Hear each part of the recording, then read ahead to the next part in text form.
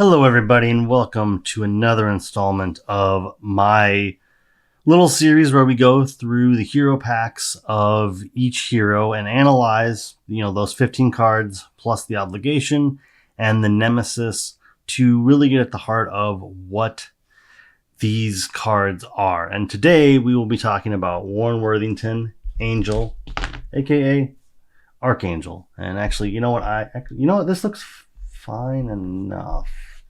Let me see. We're going to take this out. Even if it's just into this. Yeah, okay. That's going to be too much of a distraction, I think, for me. So, Archangel is an interesting hero. Obviously, we had Wasp and Ant-Man, two heroes that we will get to in the next year. So this concept of a kind of three-form hero wasn't anything new, but I think that the way that Angel and Archangel were templated is something that I think we can look at and with a little bit of hindsight see, the difference makers. So we'll start out with Warren Worthington III, a 3 recovery alter ego mutant with the ability regrowth, which is an action. Heal 1 damage from Warren Worthington III, limit once per round. And he has a 6 hand size and 12 hit points.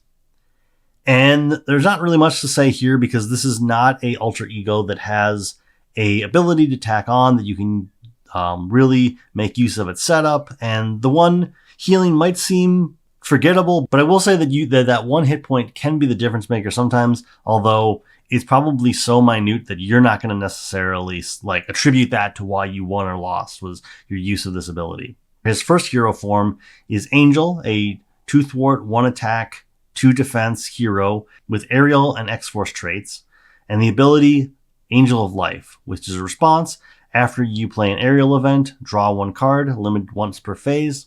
And then finally, the big change here is that instead of Ant-Man, who was a vertical card, and I guess Wasp too, Archangel is a horizontal card, which I think they make use of the art really well for this. But Archangel is a 0 thwart, 2 attack, 3 defense, aerial and X-Force traded hero that has an acceleration icon tacked on and the ability Angel of Death, which is a response. After you play an aerial event, deal damage to an enemy equal to that event's printed cost, limit once per phase. So, right off the bat, Angel, Archangel are heroes that have aerial and will always have aerial, akin to Spectrum. And, to some lesser degree, Thor constantly has aerial. And I would say that Rocket also very easily gets aerial in many cases. But overall, Angel, Archangel care a lot about aerial events. And that is going to be present in much of their kit.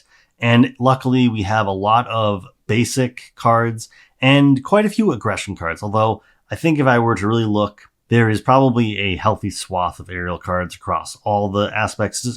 Aggression stands out the most in my mind. But I will say that this is a hero that I have played with. I played with when it originally came out. I played with in preparation for this episode.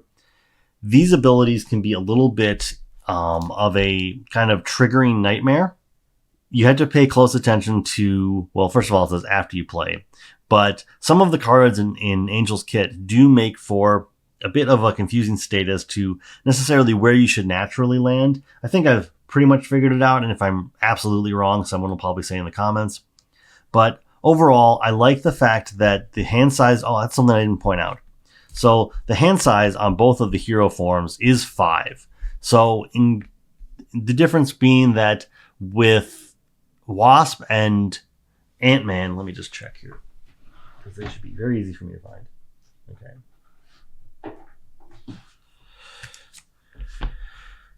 Yeah. Ant-Man goes down to 4. And in his other form, he has 5. Wasp has 5, and in her other form, also 5. Okay. So this isn't necessarily new, although I will say that it is very nice after playing with Ant-Man enough, because Ant-Man is Probably in my top 10. It is very nice that you don't have to sacrifice an extra card being drawn every turn to stay in this form. Although, for the most part, I would say that if you are an avid Archangel fan, you probably are avoiding living in the Archangel form if you can kind of prevent it. The acceleration icon isn't always relevant, but it does start to add up. And unless you know you need to defend against a big attack, that this 3 is going to make the difference, I would say you're going to be using cards to try to get into Archangel form to use that trigger, and then try to get into one of these 2 forms whenever possible against the villain, just to keep the threat in line, because also Archangel doesn't thwart very well. Doesn't have null, just has 0, so you would need to already be augmenting it. I do think that's what kind of makes Angel into a hero that either has to go hard into aggression or needs to use his aspect to really supplement whatever part of the game you need to be carrying. I will also say this is a hero that I will commonly find that with mainly Ant-Man, but sometimes Wasp. Maybe Wasp also. I don't have the breadth of experience with Wasp to necessarily say this is true, but I will say that Ant-Man, definitely I find myself wanting to be in one of the forms more than the other for the most part. Actually, you know what? No. Wasp, I will confidently say, you build for one of the forms. Ant-Man, I feel like you have a form you favor, but Wasp, you almost are alter ego and that form.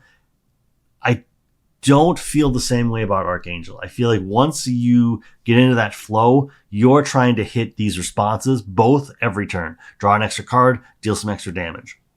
So that does really take the 3 heroes that are these 3 form heroes and make them distinct enough that one of them will favor a play style of yours. But let's get into the kit, because oh my gosh, we've already gone through a lot of time and we haven't even gotten into the kit yet. So let's talk about Psylocke real quick. I want to say one of like 5 cards that don't have the aerial trait. She is a 3-cost ally, 1 thwart, 1 attack, 3 health. Psionic X-Force traded. Hero responds after Psylocke attacks. If you are in Angel form, heal 1 damage from Psylocke. If you're in Archangel form, ready your hero. So this can be very helpful. You do need to worry about timing, because if Psylocke were to die from the damage, she will not heal. But being able to ready up Archangel, especially because Archangel kind of signifies the form where you're kind of looking to dole out as much damage as possible, generally that means that you can leverage that into another attack, or maybe you defended and this allows you to still make a basic activation this turn. Or maybe you just want to use Archangel to do something and then you want to switch over to Warren to heal up. Psylocke does facilitate a lot of that.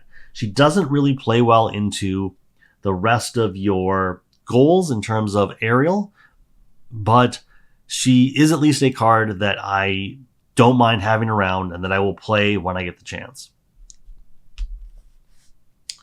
Next up, we have 2 copies of Avian Anatomy, a resource. Not every hero gets them, but when they do, it's always interesting to see how Fantasy Flight decided to handle giving a hero a resource. It's Avian Anatomy, resource. Response: after you spend this card to pay for an aerial event, return that event to your hand after resolving its effects. So this, first of all, has a wild resource, but means that you sort of get to take your aerial events and give them some longevity. Either you can play them twice, or you can use that aerial event to pay for another event.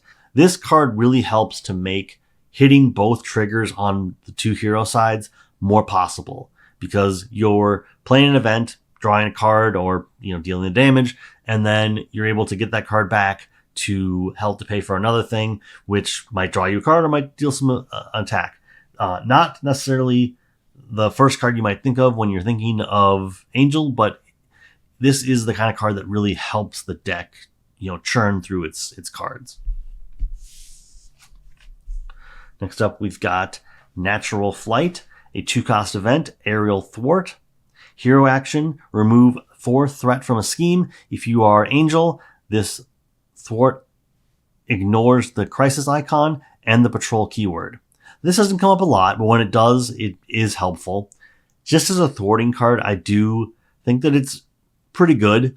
If you can get the extra bit when it's important, that's always great. But for the most part, the extra bit of being in angel form might not come up as much as you would necessarily think of it as. And then we have Adaptive Plumage, a 3-cost event, aerial attack thwart. Always love a event that counts as both an attack and a thwart. Sometimes that comes back to bite you if you're confused or stunned, but sometimes that really just helps where you can clear off multiple statuses with one card. Paying 3 might be a little bit much. You're wasting your entire hand to basically clear a bunch of stuff. Hopefully you can use a basic activation to sort of make it so this card does something. All to say, it is a kind of a modular card where when you are Angel, it is a thwart event that removes 3 threat from a scheme and confuses an enemy. And when you are in Archangel, it is an attack that deals 4 damage to an enemy and stuns them. So this is going to remove 3 threat from a scheme and possibly draw you a card and confuse an enemy. I suppose that's another thing to kind of remember about all of these is, as long as they're aerial, there's going to be kind of an additional effect on top of them. Didn't really kind of think about that with Natural Flight.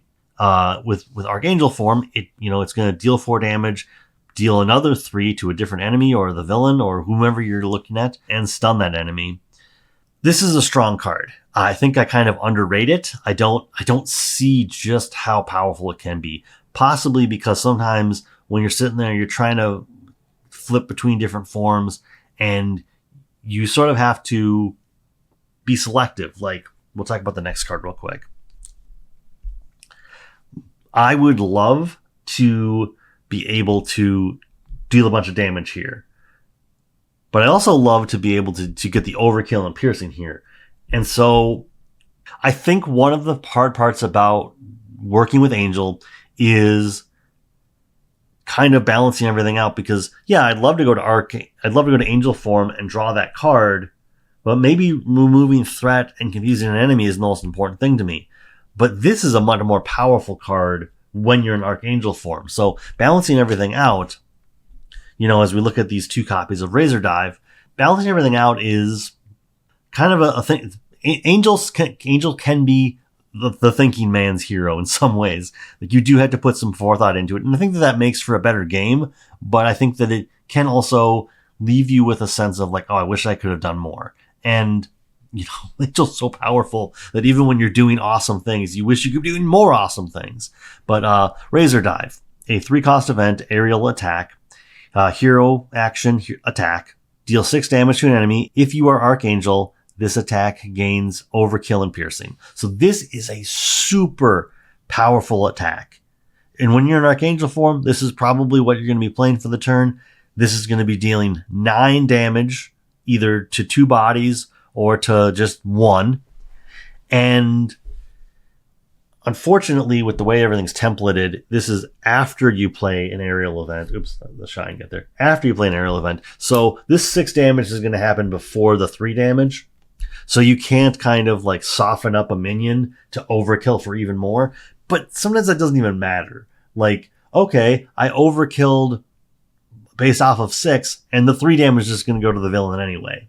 I mean, this is the card that really makes me think, aggression is the place for Archangel, because this is just such a powerful thing, let alone backing it up with, then you do pitchback or you do a dive bomb. Like, you can just do so much damage with Archangel that I know that, protection builds exist. I've played justice builds, but aggression just feels so cathartic to play with sometimes.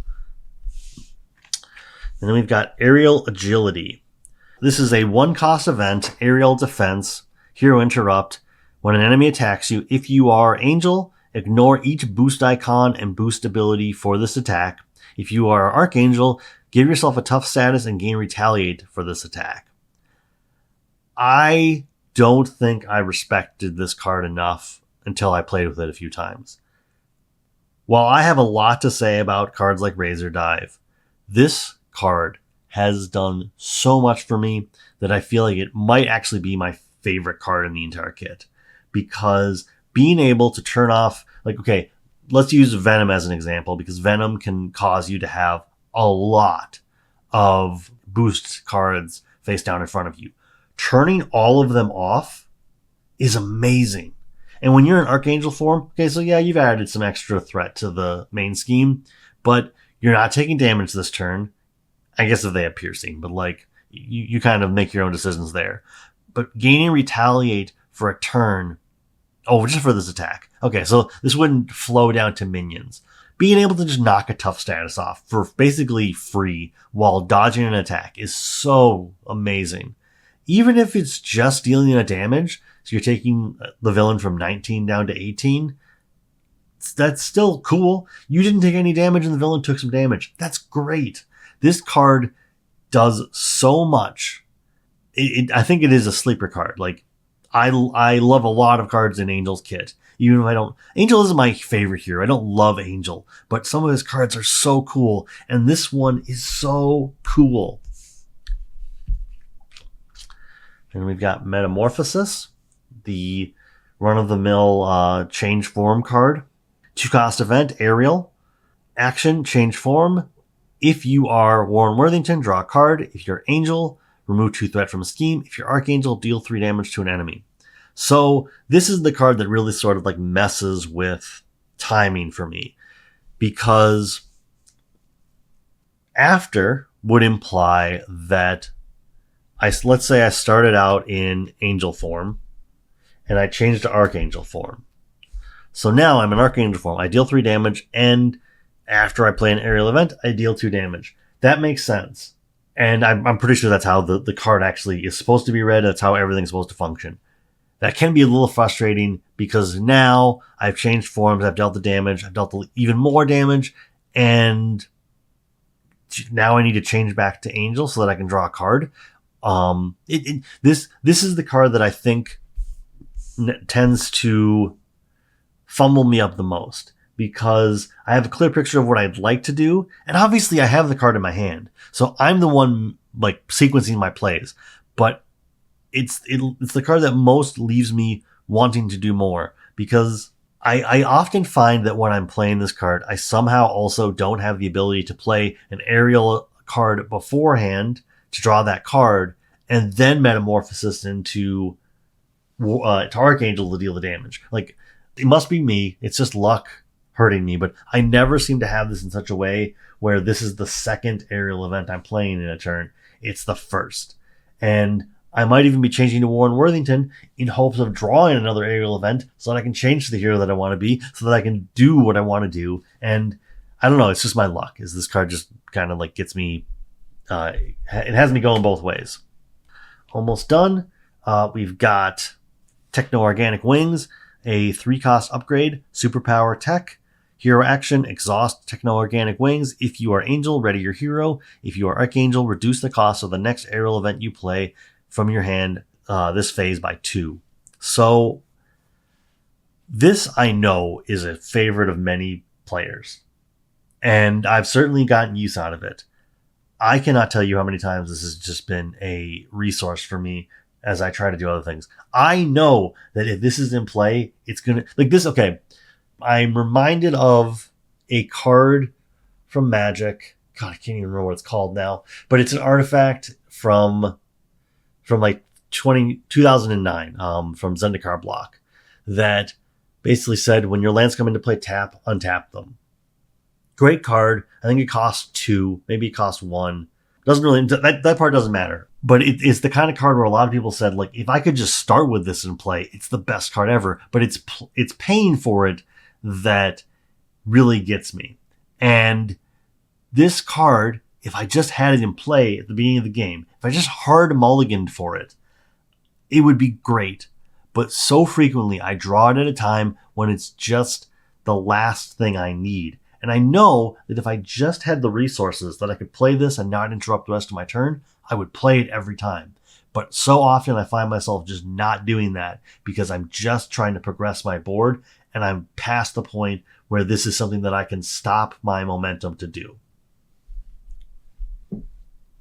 Last card, Worthington Industries, a 1-cost support, location, action, exhaust Worthington Industries.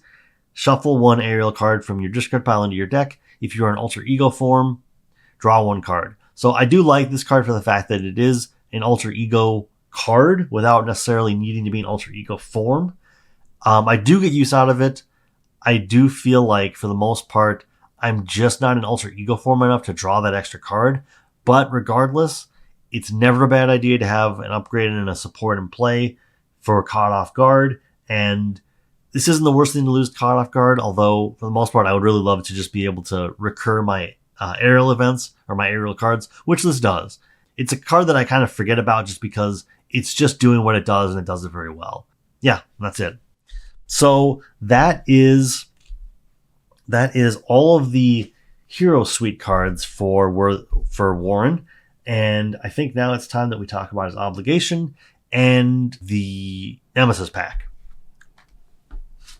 So obligation right off the bat is Apocalyptic Influence. Gives to Warren Worthington, the third player, when revealed, if you are an Archangel form, place 2 threat on the main scheme. Otherwise, change Archangel form. Alter Ego action, deal the first player 1 encounter card, discard this card, and it has a non-acceleration. I always forget what these are called. You get an extra encounter card. God, why? I can never remember what all these icons are called. And I've been playing this game long enough that I feel like I should. Either way, you know what the icon does. It gives you an extra encounter card. It gives the first player an extra encounter card. So I like this obligation because it pushes you out of alter ego form, and alter ego form is where you're going to need to be to get rid of it. I like that it punishes you for being greedy and staying in Archangel form. I like that it changes you to Archangel form if you're not already there. And I like that it gives out extra encounter cards, but you can get rid of it by basically forcing an extra encounter card right away. Not the worst obligation, not the worst as in it's not extremely punishing. I think it's very flavorful, and I kind of brush it off, but at the same point, it is so thematic to Warren's overall journey as a character. Moving on to the Nemesis pack, we have his Nemesis, Harpoon, a 1 scheme, 1 attack, 6 health brute marauder, with the addition of when Harpoon attacks, he gets +1, or Harpoon gets +1 attack while attacking a character with the aerial trait. So against Archangel, he's attacking you for even more. And when revealed, discard cards from the top of your deck until you discard an event. Take indirect damage equal to that event's printed cost. This ability, this one reveal ability, is what kind of takes Harpoon being from... This is what takes Harpoon from being just kind of your run-of-the-mill minion into something that you at least need to consider, because you are going to take some damage, and that damage could be quite a bit. I'm saying Archangel has a lot of 3-cost events, and if you're in aggression, you have a 4-cost event. So Harpoon kind of uses your deck against you in a way that can be very shocking the first time it happens to you. I think Harpoon has killed me at least once with this ability. He just comes into play, deals 4 damage to me, and I was at 3 because I was getting ready to recover. Not to mention the fact that this hits you into whatever form you're in. So if you get Shadows of the Past while you're Warren and you were going down to heal, that might be the end of you. And it's just too bad. You've got his side scheme, Hook, Line, and Sinker. Each attack from a brute enemy deals indirect damage. Whew. I don't know how many brute enemies there are. Brute seems like a very common trait. So this can be really obnoxious. And a forced response after a friendly character takes any amount of indirect damage, exhaust that character. So if you want to spread out the damage, I should take a step back. So indirect damage means that if you have Angel out and Psylocke, you can split the damage between them. But Hook, Line, and Sinker's response is going to mean that Psylocke is going to get exhausted, and I suppose also Angel's going to get exhausted. So this can be a side scheme that really is asking you to get rid of that 2 threat per player, because this is going to, attacks from brutes that deal indirect damage, or just any indirect damage source too, because the Green Goblin does indirect damage. It can get real spicy real fast. And then we've got 2 copies of Spear Shot. A Treachery. When revealed, discard cards from the top of your deck until you discard an event.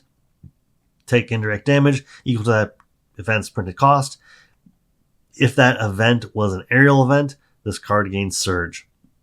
And the boost ability, take 2 indirect damage. Harpoon is all about indirect damage, if that wasn't clear. And this is just a reuse of Harpoon's ability. So once Harpoon is in play, you kind of want to just get the game over with, because these cards are going to be lying in wait, and you might find yourself just taking direct damage out of nowhere. This is a really brutal Nemesis set. Then, oh, come on. Okay. Then last thing we do is we have Harpoon, a weapon that gives +1 attack attached to Harpoon. If Harpoon is not in play, search the encounter deck and discard pile for him, reveal him, and attach this card to him. If you cannot, this card gains Surge. So, obviously, if he's hidden as an encounter card or something. Force response, after Harpoon attacks, you take 2 indirect damage. I love the fact that this just goes out and says, hey, if Harpoon's not around, we're going to go find Harpoon. And Harpoon's going to deal so much damage to you, and thank God he doesn't have Quick Strike. The more I dig into this, the more I realize the Harpoon Nemesis set is so brutal. If you are not ready for it, you need to just basically take every opportunity to end the game as quickly as possible or gain life back, because you could be taking 3 to 7 damage just casually while Harpoon's in play. So overall, we have Archangel. As I said already, Aerial Agility is my favorite card with this hero. I think that he is a really fun hero. I think he is an acquired taste. I think that there's a lot of decisions to be made, and so if you are a player that likes to make decisions, you like to think out your turns, Archangel might be the hero for you. It's also entirely possible that he is just not your flavor. There are other 3-form heroes. There are just other heroes out there. But if you are someone that likes to just get in and deal damage, if you like to think through your turns, and if you like to be a little tricksy like I do with Aerial Agility, he might be the hero for you. I missed this at the beginning just because I got into such a long-winded thing at the beginning. But if you have enjoyed this content, first of all, go and watch the rest of what I've already done. I am pretty deep into this series now. But for card analysis, go watch and listen to the Winning Hand podcast. I think they have a YouTube channel that I've been forgetting about all these weeks. Critical Encounters, if you care about what the villains are up to, they also have a YouTube channel and do a bunch of stuff. Go listen to that podcast or watch it. And then just some of my favorite channels out there being Ray Plays Games, Solo Marvel Champion, and then, there's all the other big 3 out there, Nelson and Villain Theory and D20. You know about them, but I want to try to highlight other people. And I think Villain Theory a couple weeks ago did a thing talking about with a bunch of content creators. So I need to go plug myself into those creators so that I can also, throw their names out somewhere in these episodes. But either way, next up we will be talking about Psylocke, a hero that I have a lot of opinions about. Some of them might not be the right opinions, so I might be putting myself on blast here. But either way, until next time, thank you for getting all the way here. Thank you for watching the content, and I hope you have a great day.